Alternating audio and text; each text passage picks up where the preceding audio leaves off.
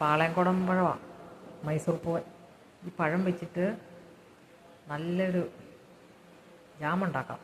ഇതാദ്യം തൊലി പൊളിച്ചിട്ട് കുക്കറിൻ്റെ അകത്ത് നമ്മൾ അടിയിലൊരു പാത്രം വെച്ചിട്ട് മേലെ ഈ പഴമെല്ലാം വെക്കുക.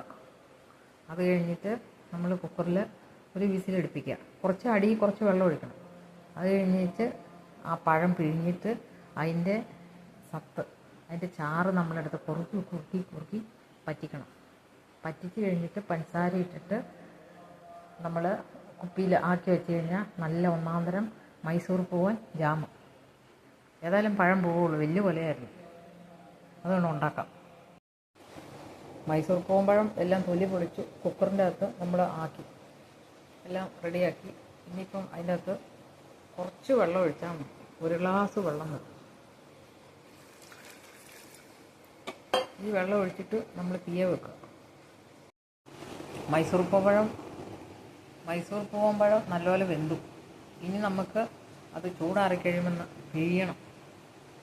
ഇപ്പോൾ കണ്ടോ, റോസ് കളറ്, ഈ കളറുള്ള ജാമ് കിട്ടും. ഇതുണ്ട്, ഇത് വെന്തു. നമ്മുടെ മൈസൂർ പൂവൻ പഴം വെന്തു. കുക്കറിൻ്റെ അകത്ത് ഇട്ടപ്പം കുക്കറിൻ്റെ അകത്തുനിന്ന് വിസിലടിച്ച് വെന്തു. അപ്പം നമ്മളിതിങ്ങനെ പിഴിച്ചെടുക്കുക. പിഴിഞ്ഞെടുക്കുമ്പോൾ അതിൻ്റെ സത്ത് കിട്ടും, അതിൻ്റെ വെള്ളം. അത് ഈ വെള്ളം മൊത്തം ഇങ്ങനെ മാറ്റിക്കഴിയുമ്പം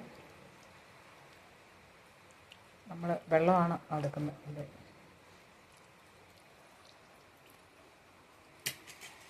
പിഴിഞ്ഞിട്ട് നമ്മൾ അരിക്കണം. ഇത്ര അരിച്ചിട്ട് കിട്ടി. പിഴിഞ്ഞെടുത്തതാണ് അതിൻ്റെ സത്ത്. ഇനി പഞ്ചസാര ഇട്ടിട്ട് നമ്മൾ ഇളക്കി പറ്റിക്കണം. അന്നേരം ആ ജാം പോലെ വരുന്നത്. നമ്മുടെ പഴം പറ്റി വരുവാണ്. കുറച്ച് നേരം കൊണ്ട് ഇളക്കണം. അത് പറ്റി ജാം പോലെ വരും. നല്ല ടേസ്റ്റാണ്.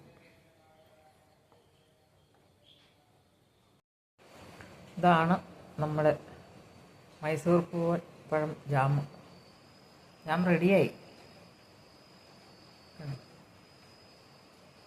ഞാൻ നിങ്ങളെ ബ്രെഡ് തേച്ച് കാണിക്കാം. പഴം വെറുതെ കളയാതെ ഇങ്ങനെ ഉണ്ടാക്കി നോക്കും എല്ലാവരും.